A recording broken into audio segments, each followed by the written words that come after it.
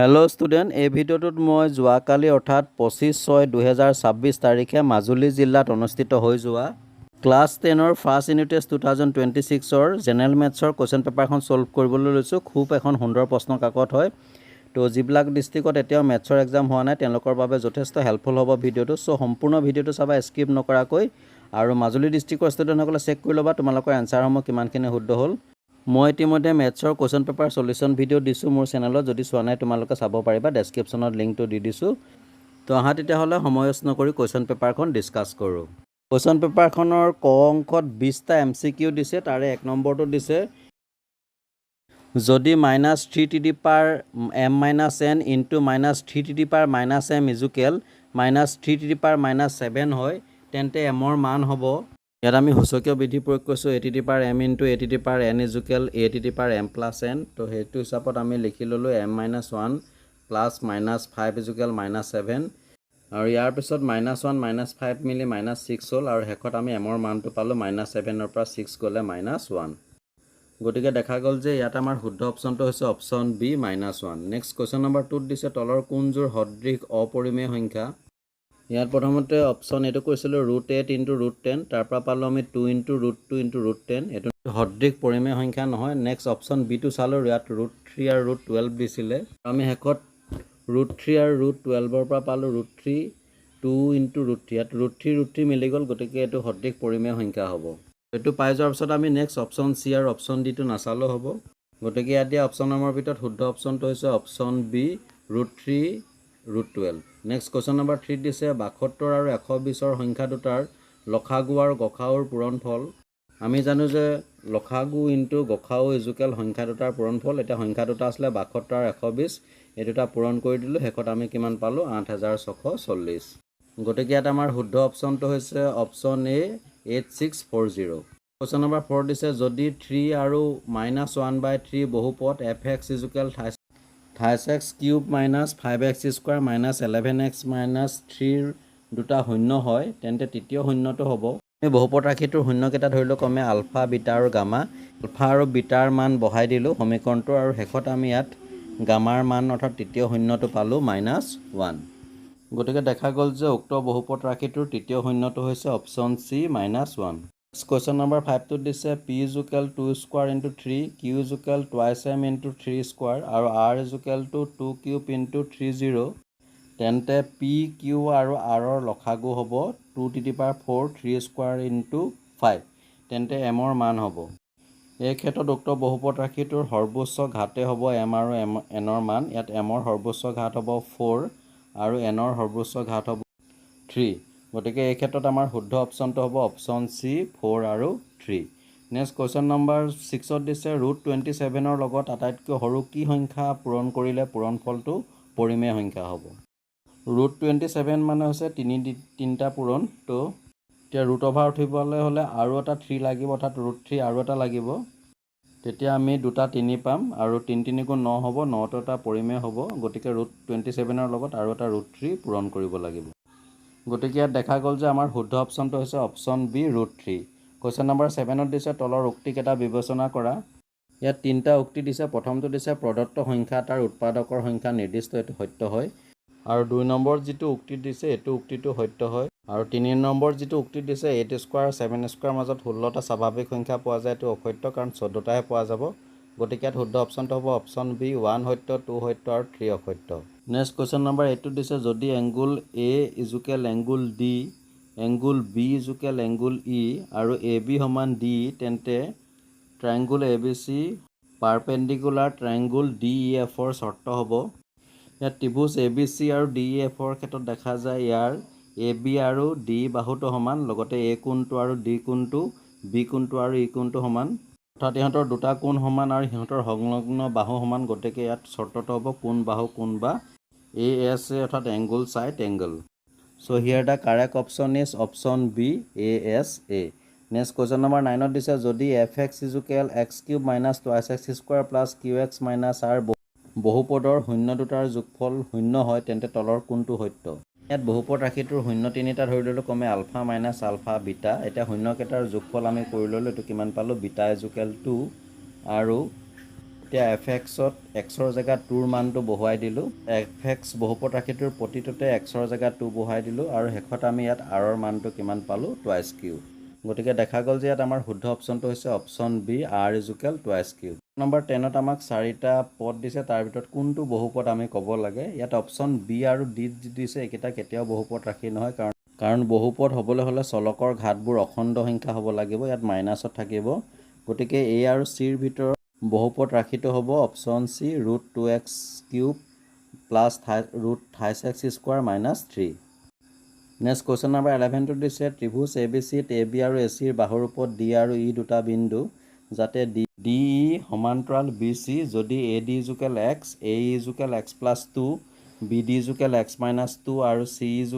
x - 1 তেন্তে x ৰ মান হ'ব ইয়াত যিহেতু DE সমান্তৰাল BC গতিকে থেলছৰ উপপাদ্য আমি প্ৰয়োগ কৰিলোঁ আৰু শেষত থেলছৰ উপপাদ্য প্ৰয়োগ কৰি ইয়াত x ৰ মানটো কিমান পালোঁ 4 তোমালোকে ইয়াত প্ৰশ্নবোৰৰ সমাধান কৰোঁতে যদি কিবা অসুবিধা হয় বুজি পোৱা তেতিয়াহ'লে কমেণ্ট কৰি জনাবা মই আন এটা ভিডিঅ'ত বিস্তৃতভাৱে বুজাই দিম তো এই ক্ষেত্ৰত দেখা গ'ল যে আমাৰ x ৰ মানটো হ'ব অপশ্যন চি 4 কুৱেশ্যন নম্বৰ 12ত দিছে এটা ত্ৰিভুজৰ এটা বাহুৰ মধ্যবিন্দু সংযোগী ৰেখাডাল যদি আন এটা বাহুৰ সমান্তৰাল হয় তেন্তে ৰেখাডালে তৃতীয় বাহুটোক ভাগ কৰা অনুপাতটো হ'ব এইটো তোমালোকে জানাই ইয়াত শুদ্ধ অপশ্যনটো হ'ব option C 1:1 next question number 13ত দিছে -2 আৰু 5 শূন্যযুক্ত বহুপদৰ সংখ্যা আমি জানো যে দুটা নিৰ্দিষ্ট শূন্য থকা দ্বিঘাত বহুপদ এটাৰ সাধাৰণ ৰূপটো হৈছে k × x² - bx + c ইয়াত k যিকোনো এটা বাস্তৱ সংখ্যা হ'ব পাৰে গতিকে ইয়াৰ অগণন বহুপদ থাকিব পাৰে গতিকে ইয়াত শুদ্ধ অপশ্যনটো হ'ব অপশ্যন ডি তিনিটাতকৈ অধিক কুৱেশ্যন নম্বৰ 14টো দিছে p = 119 q = 462 r = 105 s = 2310 সংখ্যাকেইটাৰ বাবে শুদ্ধ বিকল্পটো বাছি লোৱা য'ত p q r s ইহঁতৰ প্ৰতিটোৰে মৌলিক উৎপাদক সংখ্যা সাপেক্ষে ঊৰ্ধ্বক্ৰমত আছে তো ইয়াত কথাখিনি যদি ভালকৈ পৰ্যবেক্ষণ কৰোঁ তেতিয়া আমি গম পাম যে ইয়াত শুদ্ধ অপশ্যনটো হৈছে option A p q r s next question number 15ত আমাক স্তম্ভ 1 আৰু স্তম্ভ 2 শুদ্ধভাৱে মিলাবলৈ দিছে প্ৰথমতে আমি এটো চাওঁ 28x² + 5x - 2 ৰ শূন্য দুটা ইয়াত আমি উক্ত বহুপদ ৰাশিটোক মধ্যপদ বিভাজন পদ্ধতিৰে শূন্য দুটা নিৰ্ণয় কৰি ল'লোঁ আৰু ইয়াৰ শূন্য পালোঁ 1 - 2 আৰু 1/3 এতিয়া যদি আমি ইয়াত কুৱেশ্যনটো চাওঁ 1/3 আৰু -2 আছে rত গতিকে a = r হ'ব ইয়াত a = r থকা এটাই আছে গতিকে সেইটো হ'ব ইয়াৰ এনসাৰ বাকীকেইটা আৰু আমি নকৰিলেও হ'ব শুদ্ধ অপশ্যনটো হ'ব option C AR BP CQ এনেধৰণে তোমালোকে সময় বচাব পাৰিবা নেক্সট কুৱেশ্যন নম্বৰ 16ত দিছে -1/4 আৰু 1/4 শূন্যযুক্ত বহুপদটো হ'ব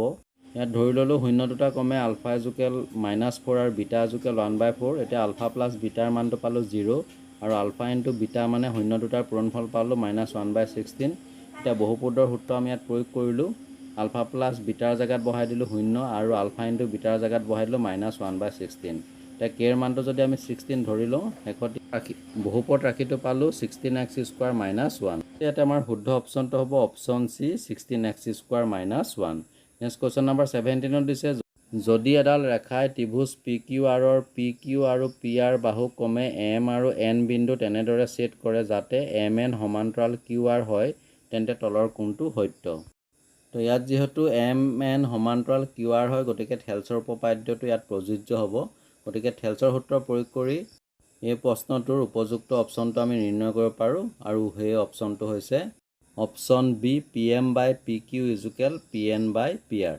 নেক্সট কুৱেশ্যন নম্বৰ 18ত দিছে কাষত থকা বহুপদটোৰ লেখটোৰ পৰা বহুপদৰ শূন্যৰ সংখ্যা হ'ব আমি জানো যে এটা বহুপদৰ লেখত x অক্ষক যিমানটা বিন্দুত ছেদ কৰে শূন্যৰ সংখ্যা সিমানটাই হয় ইয়াত দেখা পাইছোঁ যে x অক্ষত 1 2 3 4টা বিন্দুত ছেদ কৰিছে গতিকে ইয়াত শুদ্ধ অপশ্যনটো হ'ব অপশ্যন ডি তিনিটাতকৈ বেছি আমাক কুৱেশ্যন নম্বৰ 19ৰ পৰা এছাৰছন আৰু ৰিজনিঙৰ কেইটামান কুৱেশ্যন দিছে 19টোত আমাক উক্তিটো দিছে 2 + √3 এটা অপৰিমেয় সংখ্যা এই উক্তিটো সত্য হয় আৰু ইয়াৰ যুক্তিটো দিছে যে দুটা অপৰিমেয় সংখ্যাৰ যোগফল অপৰিমেয় হয় এইটো কিন্তু সত্য নহয় দুটা পৰিমেয় সংখ্যাৰ যোগফল সদায় অপৰিমেয় নহ'বও পাৰে গতিকে ইয়াত আমাৰ শুদ্ধ অপশ্যনটো হৈছে অপশ্যন চি A সত্য R অসত্য নেক্সট কুৱেশ্যন নম্বৰ 20ত উক্তিটো দিছে দুটা সৰ্বসম ত্ৰিভুজ সদায় সদৃশ এই উক্তিটো সত্য হয় আৰু ইয়াৰ যুক্তিটো দিছে যদি দুটা সদৃশ ত্ৰিভুজৰ কালি সমান হয় তেন্তে সিহঁত সৰ্বসম হ'ব এই যুক্তিটো সত্য হয় কিন্তু উক্তিৰ সৈতে ৰিলেটেড নহয় গতিকে ইয়াত আমাৰ শুদ্ধ অপশ্যনটো হ'ব অপশ্যন বি A সত্য R সত্য R এৰ প্ৰকৃত ব্যাখ্যা নহয়। কুৱেশ্যন নম্বৰ 21ত উক্তিটো দিছে যদি এটা বহুপদৰ লেখডালে x অক্ষৰ এটা বিন্দুত ছেদ কৰে তেন্তে ই দ্বিঘাত বহুপদ হ'ব নোৱাৰে। এই উক্তিটো সত্য হয় আৰু ইয়াৰ যিটো ৰিজনটো দিছে যদি এটা বহুপদৰ সৰ্বোচ্চ ঘাত n হয় তেন্তে ইয়াৰ সৰ্বাধিক nটা শূন্য থাকিব। এই rটো সত্য হয় কিন্তু উক্তিৰ লগত ৰিলেটেড নহয়, গতিকে ইয়াতো শুদ্ধ অপশ্যনটো হ'ব অপশ্যন বি। এই সত্য r এৰ প্ৰকৃত ব্যাখ্যা নহয়। ক শাখা অৰ্থাৎ MCQ ইমানতে শেষ হৈছে। নেক্সট শাখা খ আৰম্ভ হৈছে 22ৰ পৰা 25লৈ, য'ত প্ৰত্যেকৰে 2 নম্বৰকৈ আছে। তো 22 নম্বৰটো দিছে যদি 4/9 3/2 ইজুকেল 8/27 তেন্তে x নিৰ্ণয় কৰা। ইয়াত আমি প্ৰথমতে মানকেইটা পাতি ল'লোঁ। এতিয়া আমি 4/9টো লিখিব পাৰোঁ 2/3, কাৰণ 2 স্কোৱাৰ কৰিলে 4 পাম আৰু 3 স্কোৱাৰ কৰিলে 9 পাম। আৰু এইখিনি বহাই দিছোঁ আমি x+1 আছে। এতিয়া 3/2 লিখিব পাৰোঁ আমি 2/3 কাৰণ আমি এটা সূচকীয় বিধি পাইছিলোঁ যে a/b(-n) ইজুকেল b/a(n). মাইনাছটো উঠি যাব আৰু লগতে এইটো উল্টি যায়, বিটো ওপৰলৈ গুচি গ'ল, এইটো তললৈ আহি গ'ল। ইয়াত ঠিক তেনেকৈ কি হ'ল, এটা আমাৰ আছিলে 3/2, এইটো উল্টি গ'ল, 2টো ওপৰলৈ গুচি গ'ল, 3টো তললৈ আহি গ'ল। আৰু এটা আমি 2 3টা পূৰণ কৰিলে 8 পাওঁ আৰু 3 3টা পূৰণ কৰিলে 27 পাওঁ, গতিকে 2/3 লিখিব পাৰোঁ, লগত 6 আছেই।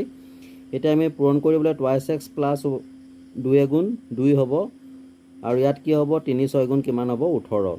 এতিয়া আমি সূচকীয় বিধি মতে গোটেইকেইটা নাইকিয়া কৰি দিব পাৰোঁ। কি থাকিলে 2x প্লাছ 2 তাৰপিছতে 4 ইজুকেল 18। এতিয়া 2 4 6 হৈ গ'ল, 6টো এফালে লৈ আনিলে মাইনাছ হৈ গ'ল। x ইজুকেল 2টো পূৰণ হৈ আছে, হৰণ হ'ব, তললৈ আহিব, 2 12 কেইবাৰ যাব 6, গতিকে xৰ মানটো কিমান পালোঁ আমি 6। নেক্সট কুৱেশ্যন নম্বৰ 23 দিছে 3জন ল'ৰা একেলগে এখন খেলপথাৰত দৌৰা আৰম্ভ কৰিলে। তেওঁলোকে ক্ৰমে 12 মিনিট, 18 মিনিট আৰু 24 মিনিটত এটাকৈ পাক সম্পূৰ্ণ কৰিলে। আমাক ইয়াত দুটা কুৱেশ্যন দিছে। 1 নম্বৰটো দিছে 3জন পুনৰ আৰম্ভণি স্থানত একেলগে কিমান সময়ৰ পিছত লগ হ'ব, আৰু বি নম্বৰটো দিছে 12, 18 আৰু 24ৰ লসাগু আৰু গসাগুৰ পূৰণফল কিমান হ'ব। এনেকুৱা ক্ষেত্ৰত যিখিনিকেইটা সংখ্যা দিয়ে আমাক সংখ্যাকেইটাৰ লসাগু উলিয়াই ল'ব লাগে। ইয়াত আমাক 12 মিনিট, 18 মিনিট, 24 মিনিট দিলে, প্ৰত্যেকৰে লসাগু উলিয়াই ল'লোঁ। ইয়াত আমি লসাগু কিমান পালে হৰণখিনি দেখাই দিছোঁ তোমালোকক ছুটি হৰণৰ প্ৰচেছটো বুজি পাবৰ বাবে। তো এনেও আমি লসাগুটো পালোঁ 72। তাৰমানে কি বুজিবা যে 72 মিনিটৰ পাছত 3জন পুনৰ আৰম্ভণি স্থানত একলগ হ'ব। আকৌ এতিয়া আমাক গসাগু আৰু লসাগুৰ পূৰণফল উলিয়াবলৈ দিছে। আমি লসাগুটো পালোঁৱে, গসাগুটো উলিয়াই ল'ব লাগিব। তো গসাগু উলিয়াবৰ কাৰণে আমি 12টো কি পাৰোঁ 2 পূৰণ 2 পূৰণ 3, 18 লিখিব পাৰোঁ 2 পূৰণ 3 পূৰণ 3, 24 লিখিব পাৰোঁ 2 পূৰণ 2 পূৰণ 2 পূৰণ 3। এতিয়া গসাগু উলিয়াবৰ বাবে আমি কমন চাম, গৰিষ্ঠ সাধাৰণ উৎপাদক উলিয়াবৰ বাবে। ইয়াত এটা 2, ইয়াতো এটা 2 আছে, এইটো 2 ল'লোঁ। নেক্সট ইয়াত এটা 3 আছে, ইয়াত এটা 3 আছে, ইয়াত এটা 3 আছে, এইটো ল'লোঁ। বাকী ইয়াত 2 আছে কিন্তু ইয়াত নাই, 3হে আছে, নহ'ব, গতিকে আমি কিমান পালোঁ 2 3 গুণ 6। এতেকে লসাগু আৰু গসাগুৰ পূৰণফল কিমান হ'ল 72 পূৰণ 6 ইজুকেল 432। বাকী 24 নম্বৰ আৰু 25 নম্বৰ এই দুটা তোমালোকে নিজে প্ৰেক্টিছ কৰিবা। যদি কিবা অসুবিধা হয় মোক জনাবা। খুব এখন সুন্দৰ প্ৰশ্নকাকত প্ৰিপেয়াৰ কৰিছে। প্ৰশ্নখিনি দেখি ভাল লাগিছে। তোমালোকে ইয়াৰ প্ৰতিটো প্ৰশ্নকে প্ৰেক্টিছ কৰিবা। আৰু 26 নম্বৰটো দিছে প্ৰমাণ কৰা যে √7 অপৰিমেয়। এইটো তোমালোকৰ কিতাপতে আছে, √2 অপৰিমেয় বুলি প্ৰমাণ কৰি দেখুৱাইছে। ঠিক তেনেকুৱা ধৰণে তোমালোকে √7কো অপৰিমেয় বুলি প্ৰমাণ কৰিবলৈ চেষ্টা কৰিবা। কুৱেশ্যন নম্বৰ 27ত দিছে যদি আলফা আৰু বিটা দ্বিঘাত বহুপদ fx ইজুকেল x² - x - 6ৰ দুটা শূন্য হয় তেন্তে 1/α + 1/β - 2α × βৰ মান নিৰ্ণয় কৰা। ইয়াত আমি বহুপদ ৰাশিটো লিখি ল'লোঁ fx ইজুকেল x² - x - 6। এতিয়া ইয়াৰ পৰা a ৰ মানটো হ'ব 1, b ৰ মানটো হ'ব -1 আৰু c ৰ মানটো হ'ব কিমান -6। এতিয়া শূন্য দুটাৰ সমষ্টি আলফা প্লাছ বিটা মানে কিমান পালোঁ আমি 1, আৰু শূন্য দুটাৰ গুণফল আলফা × বিটা মানে কিমান পালোঁ আমি এইটো -6। এতিয়া আমাক যিটো ৰাশিৰ মান উলিয়াবলৈ দিছে লিখি লৈছোঁ। এতিয়া আলফা আৰু বিটাৰ আমি লসাগু ল'ব লাগিব। আলফা × বিটা হ'ব, আলফা মিলি আছে গতিকে ইয়াত বিটা বহিব, আকৌ বিটা মিলি আছে ইয়াত আলফা বহিব, বাকী এইটো যেনেকৈ আছে তেনেকৈ। কিন্তু আমাক প্ৰশ্নটোত দিছিলে আলফা প্লাছ বিটাৰ মানহে উলিয়াইছিলোঁ, গতিকে এইটো আমি আকৌ এবাৰ লিখি ল'লোঁ। বিটা প্লাছ আলফাৰ জেগাত আলফা প্লাছ বিটা লিখি ল'লোঁ। তাৰপিছত এতিয়া আলফা প্লাছ বিটাৰ মান পাইছিলোঁ 1 আৰু আলফা × বিটাৰ মান পাইছিলোঁ -6। এইটো হৈ যাব 1/-6 আৰু 2 × আলফা × বিটা মানে -6 হৈছিলে, মাইনাছে প্লাছ 2 6 গুণ কিমান হ'ল 12। পুনৰ লসাগু ল'লোঁ 6 হৈ গ'ল, এইটো -1 হৈ গ'ল, আৰু এইটো 1 6 গুণ 6, 6 12 কিমান হ'ব এইটো 72। তে 72 পৰা 1 গুচি গ'লে কিমান হ'বতো 71/6 এইটো হৈছে ইয়াৰ এনসাৰ নেক্সট 28 দিছে প্ৰমাণ কৰা যে যদি এডাল ৰেখা এটা ত্ৰিভুজৰ যিকোনো দুটা বাহু একে অনুপাতত ভাগ কৰে তেন্তে সেই ৰেখাডাল তৃতীয় বাহুৰ সমান্তৰাল এইটো তোমালোকৰ পাঠ্যপুথিতে আছে প্ৰমাণ কৰি থোৱা উপপাদ্যটো তোমালোকে তাৰ পৰা চাই প্ৰেক্টিছ কৰিবা কোৱেশ্চন নম্বৰ 29 টোত এটা চিত্ৰ দিছে য'ত LM সমান্তৰাল AB আৰু ইয়াত AL = x - 3 AC = 2x BM = x - 2 আৰু BC = 2x + 3 হয় তেন্তে x ৰ মান নিৰ্ণয় কৰা তো ইয়াৰ সমাধানটো তোমালোকলৈ আগবঢ়ালোঁ তোমালোকে ইয়াৰ পৰা চাই নিজে প্ৰেক্টিছ কৰিব পাৰিবা নিশ্চয় বুজি পাবা আৰু ইয়াতো যদি কিবা অসুবিধা হয় তেতিয়াহ'লে মোক কমেণ্ট কৰি জনাবা শাখা ঘত 30 নম্বৰত 4 মাৰ্কৰ এটা কুৱেশ্যন দিছে এইটো তোমালোকে লেখ প্ৰস্তুত কৰিব লাগিব তো তোমালোকে ওপৰত ৰাখিটোৰ পৰা x আৰু y ৰ মান উলিয়াই ল'বা দুটা দুটাকে তাৰপিছত সেই মান দুটা তোমালোকে লেখ কাগজত বহুৱাবা আৰু তেতিয়া লেখটোৰ আকৃতি কেনেকুৱা ধৰণৰ হ'ব গম পাবা সেইটো তোমালোকে ভালকৈ প্ৰেক্টিছ কৰিবা এনেকুৱা ধৰণৰ বিভিন্ন প্ৰশ্ন এয়া আছিলে ফাৰ্ষ্ট ইউনিট টেষ্ট 2026-7 ক্লাছ 9 মেথছৰ এখন কুৱেশ্যন পেপাৰ সম্পূৰ্ণ সমাধান যদি ভিডিঅ'টো ভাল লাগিছে লাইক এটা কৰি শ্বেয়াৰ কৰি দিবা আৰু এনেকুৱা ধৰণৰ বিভিন্ন এডুকেশ্যন ৰিলেটেড ভিডিঅ'সমূহ পাই থাকিবৰ বাবে মোৰ চেনেলটো ছাবস্ক্ৰাইব কৰি ন'টিফিকেশ্যনটো অন কৰি ৰাখিবা তো চাই থাকিবা RB লাৰ্ণ কাম এণ্টাৰটেইনমেণ্ট আন এটা ভিডিঅ'ত পুনৰ লগ পাম আজিলৈ আহোঁ ধন্যবাদ